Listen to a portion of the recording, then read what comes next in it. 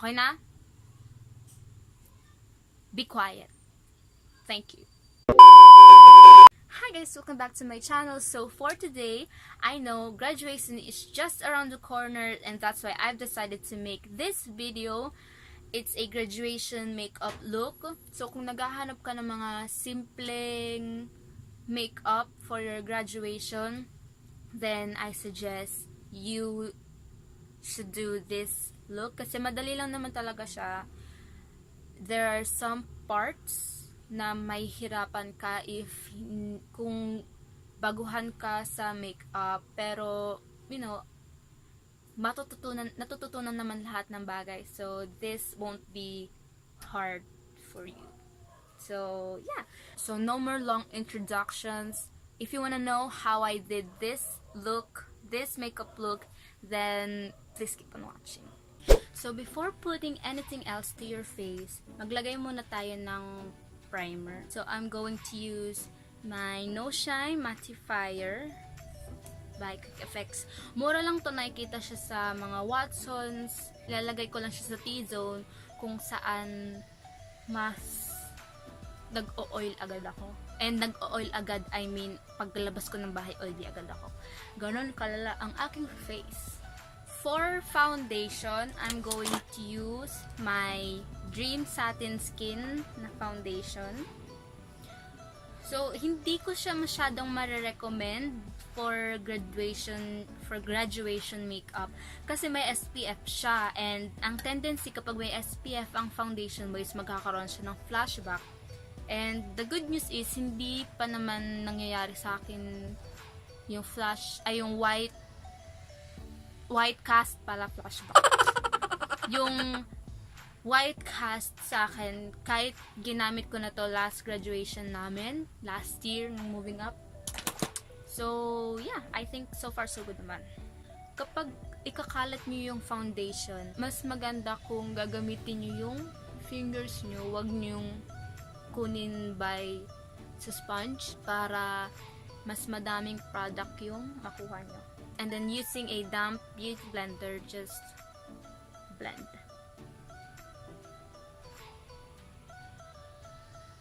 Kapag magbe-blend pala kayo ng foundation, use a tapping motion para mas ma-absorb siya ng face, ma-maximize yung coverage. So let's move on sa concealer because we need it.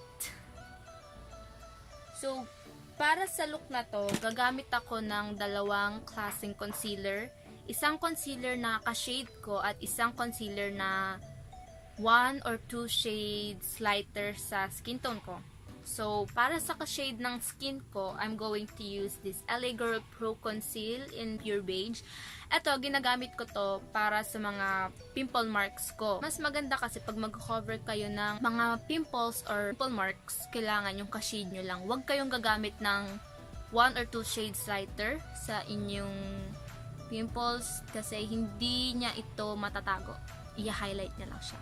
Light lang ang pagkakatap niya sa skin nyo pag sa mga pimple marks. Para sa highlight naman, I'm going to use the Maybelline Fit Me Concealer. I'm in a shade 25 medium. And ito, gagamitin ko na siya for highlight, which is dito sa under eyes, sa nose. And then, blend lang ng blend. So, kapag masaya ka na sa base mo, we have to... Ano ba? Kapag masaya ka na sa base mo, iset na natin siya with powder. Bago ko isa-set yung buong face ko, magbe-bake muna ako. And for bake pala, I'm going to use yung Nichido Final Powder and I'm in the shade Creamy Glow. So, lalagyan na natin yan dito. Para hindi mag-crease yung concealer natin dito. Hindi ko na i-bake yung sa T-zone ko or parts kung saan ko nilagay yung concealer. Gusto ko under eyes na. For the whole face, I'm going to use the Essence Mattifying Compact Powder. This is in shade Pastel beige. Ang sarap gamitin ng powder na to kasi amoy gatas. Alam mo yun? At hindi din siya chalky. Natin kalimutan ng neck. Kasi kapag nagpicture with flash at hindi mo nilagyan ng foundation and powder yung leg mo, lutang na lutang ang mukha mo kapag hindi mo minatch sa leg mo. Let's move on to kilay. Teka, nawawala kasi yung pang kilay. Ito nakakainis.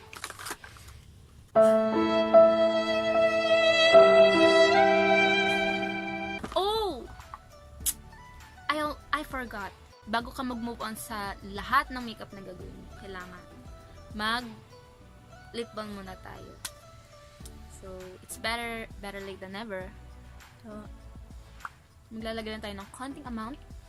And ito yung ginagamit ko, yung Vaseline na Lip Therapy Rosy Lips. Well, hindi ko makita yung bagong pangkilay. Pero ito din naman siya. This is the EB. Basta yung EB na pangkilay. Yeah. For kilay, ang gagawin ko is ilaline ko muna siya using a pencil. Ito nga yung sa EB na pangkilay. And then, i-fill-in natin siya using powder. So, i-brush muna natin. Ilaline natin ang ating kilay. Very, very light. Gusto nyo ba na gumawa ako ng parang kilay tutorial? Although, hindi ako ganong kagaling gumawa ng kilay. Pero madami kasi mga kaibigan ko na nagtatanong sa akin kung paano magkilay, ano ba yung dapat gawin. So, kung gusto nyo, please, comment down below. After natin mag-outline ng kilay, i-blend. So, make your kilay as fleeky as you can get them. Dahil minsan ka lang gagraduate, best. Kailangan at maganda ang kilay mo. And then, i-fill in lang natin siya using a brown na powder. And gumagamit lang ako ng color brown sa mga palettes ko. And this one. Lilinisin lang natin yung kilay natin para mas mukha siyang back na back.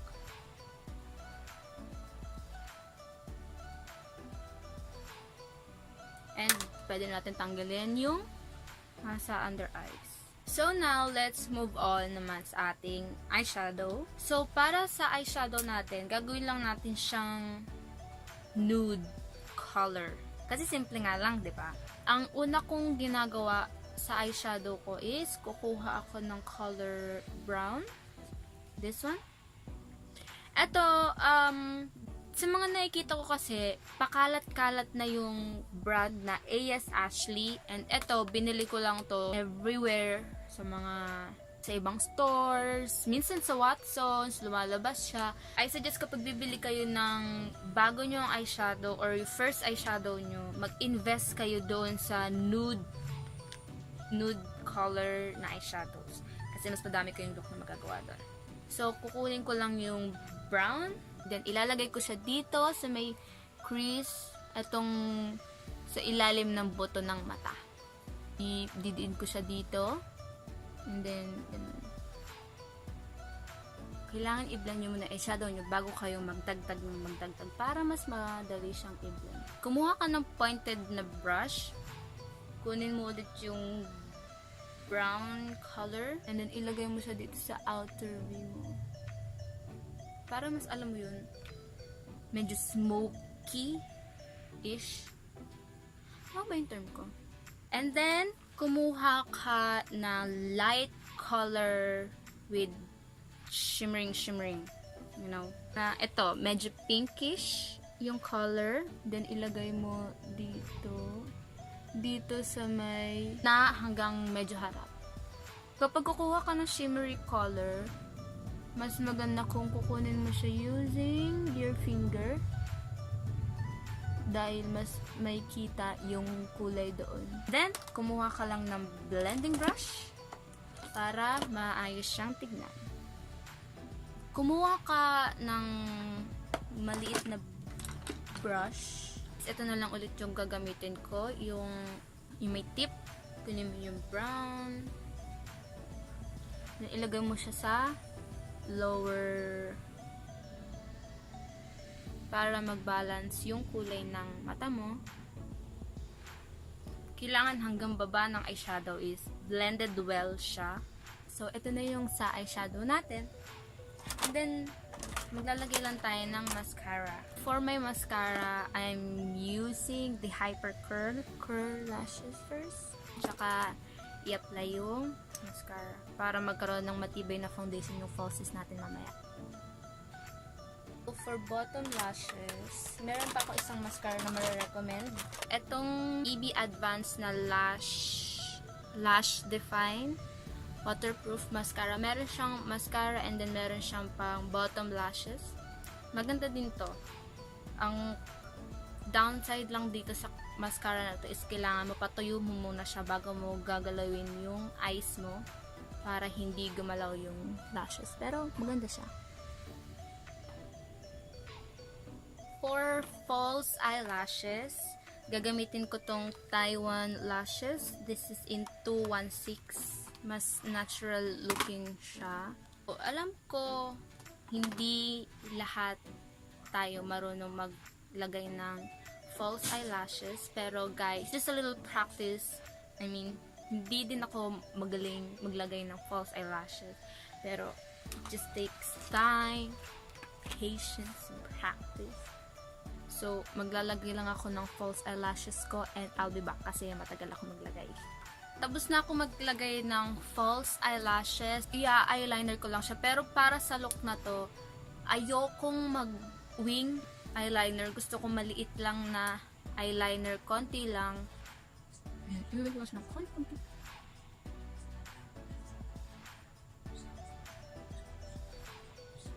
For my eyeliner, I'm using my Essence Long Lasting Eye Pencil in shade Black Fever. Kunin natin itong medyo nude na shimmery eyeshadow. Gamit ang pinky finger, ilagay mo siya dito sa inner tear ducts. So, for my bronzer, I'm going to use my Wet n Wild Contouring Palette. And as you can see, gamit na gamit. At mahal na mahal itong bronzer na to. Malaki kasi yung mukha ko. Pisngi. To the exact. So, pati dito. And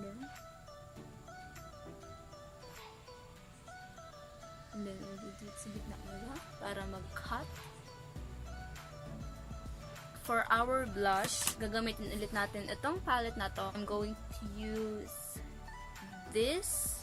Medyo warmish pink siya. Sa blush, dahan-dahan lang.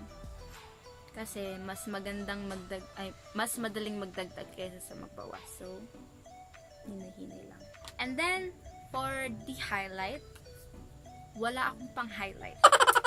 That's why we're going to use eyeshadows. Kasi, alam mo, maganda din naman pang highlight yung eyeshadow. 'Di ba? Gagamitin ko tong creamy na eyeshadow na yan. Sa taas.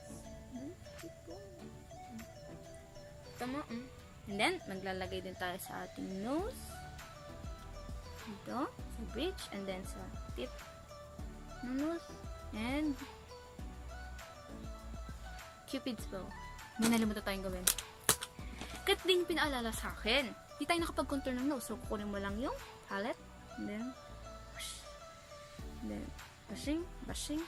You're done. For our lipstick, gagamitin ko itong powder mattes ng Maybelline. This is in Touch of Nude.